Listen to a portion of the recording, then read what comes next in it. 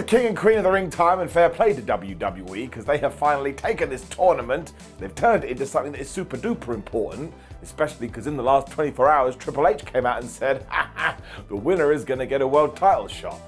A bit like, shouldn't you have announced that at the start of this thing? But better late than never. Given that your World Championship shot can be cashed in at SummerSlam too, it's basically like a mini Royal Rumble in the mini of the year, which I'm totally for. But given that we are geeks and we are nerds, we now have to use our wrestling brains and go into those rumors and see if they're actually going to happen. And of course, we hope that they do.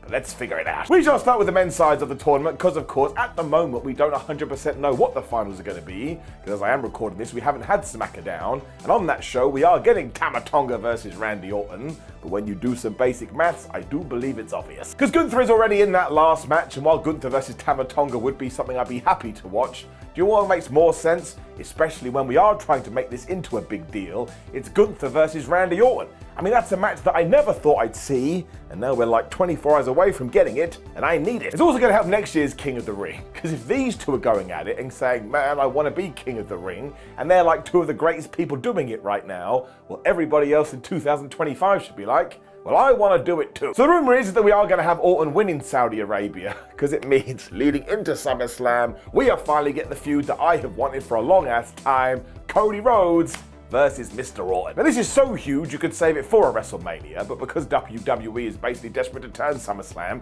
into WrestleMania Part 2, hence why in 2026 we are going to get a two-night SummerSlam, then man, this is exactly the kind of thing I need hooked up to my veins, because if you are a long-term wrestling fan, you know the history between these two, and if we dive into it, ooh da-lally, it's going to be wonderful. It would also silence the critics who have all been like, man, ever since WrestleMania, Cody Rhodes hasn't had a proper feud, which is kind of true, but if Randy Orton is the first proper one, well, you can't do better than that. And again, it's Randy Orton, it's the Viper, it's Mr. RKO. He could actually win the WWE title. Stranger things have happened. So essentially the rumor is that the whole King of the Ring tournament has been designed to set up this match, and I'm so convinced that we should do this. In terms of Simon Miller's prediction rating, I am going to give it a 9 out of 10. That's right. It's not that I don't want Cody versus Gunther, but that's just another match that we can come to. This is where WWE needs to be applauded. They do have a stacked roster, and they are using every individual pretty darn well. It's the same over on the Queen of the Ring side, but I don't think it's as massive as this. Although I do think Lyra Valkyria is going to do it. And this is because what did come to light overnight, given the World Championship thing, because at one point I thought it was going to be Nia Jax. But check this. The other rumor going around is that Liv Morgan is going to defeat Becky Lynch for the Women's Championship, which I'd also be an advocate for. And what happened on Raw, which rhymes by the way, which means this is true, Liv Morgan found Lyra Valkyria and she punched her right in the face. I mean, it was really mean, but if Liv is going to win that thing and she is a heel, and then Lyra wins the King of the Ring, well, once again, we could go to SummerSlam and we have a good guy versus a bad guy, and that is not 2 + 2 = potato. And yes, I know it's not the most star-studded match ever, you're already moaning in the comments, but if we are trying to give people brand new opportunities, and we are trying to create new stars, this is what we have to do. I mean, you don't pop out of the womb, and all of a sudden you're a main eventer, we gotta build the blocks. It also does wonders for Valkyria, because it means she will have been called up from NXT, entered the Queen of the Ring, won the thing, and then had a world title shot by SummerSlam. I mean, that's a good way to introduce her to a brand new audience. It's also why she can lose to Liv Morgan at that pay-per-view premium live event, because she's already done the good work. You just have to come up with a finish that works for everyone. And sure, Nia Jax could win it, which means at SummerSlam we do Bayley versus Nia Jax, which I'd also be fine with, but I just think the Lyra one is far better than that, so when it comes to my stupid scale again, I am going 8 out of 10. I just believe, man. I believe. Moving into the Intercontinental title match is also going down in Saudi Arabia. This too ties into SummerSlam, because I think when we do get to the hottest event of the summer, or at least if we go by the rumors, Sami Zayn is about to lose, and Chad Gable is about to win. It's only why Bronson Reed has been added in here, because of course Sami Zayn can beat him, which will lead Chad doing the shrug emoji, going, well look, I know I didn't get the victory here, but I also didn't lose. Once again, this is totally unfair. It means this feud can continue into the Slam of the Summer, where Chad Gable finally screws over Sami Zayn to become the Intercontinental Champion. I just think that's good booking. It also totally justifies Chad's heel turn, because I've talked about this time and time again.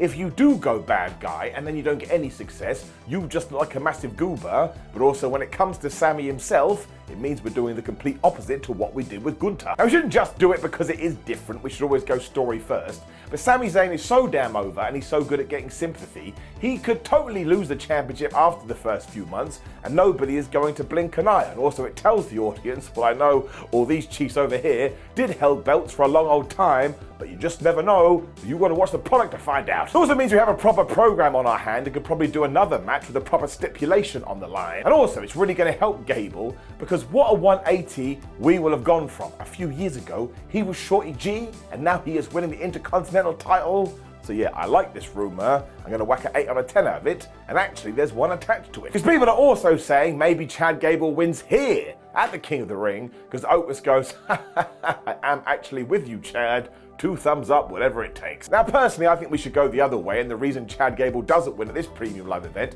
is because Otis does screw him over, because then we can do that as a mini feud, and then by the time we get to SummerSlam, we can go back to Chad Gable versus Sami Zayn. So in terms of Otis helping Chad Gable to become the IC champ, sorry, it's just a 2 out of 10. The only other rumour I was able to find ties into all these QR codes, and because WWE has been talking about them loads recently. I mean, they did a Twitch stream yesterday, and I'm pretty sure it ended with the smile of Bo Dallas. And if it wasn't Bo, my word, they found somebody that looked just like him. I mean, if it's not him, I'm going to walk around telling people that I'm not bald. And look, I'd be totally fine if we did do the big reveal at the King and Queen of the Ring, but I'm going to say what I've said throughout this video. SummerSlam is only a couple of months away, and if you are about to reintroduce the Wyatt Six and do that as an homage to Bray Wyatt, well, wait for the bigger show. Again, it's round the corner. I'm also repeating myself once again because, of course, I keep telling you that WWE wants to make SummerSlam WrestleMania 2, which they are kind of doing at the moment. I mean, I think they've sold close to 50,000 tickets. That's redonkulous. But yeah, if we are going to do it, just do it there instead.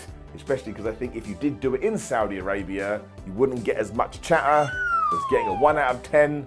Just not the time. We also do need to point out that at SummerSlam you're going to have your entire cast of characters, whereas at Saudi Arabia you're only going to have a few. I mean, there's only 5 matches on the show, so let's say that we do want to include Jey Uso in this, which has been the tease. He ain't even going to be there. Don't forget either that at the moment it is going to be like Bo Dallas and Alexa Bliss and Dexter Lumis and Joe Gacy and who knows who else. I mean, definitely Eric Rowan. He got rehired. And I'm very excited about this because do not forget, the best way to keep somebody's memory alive is to talk about them.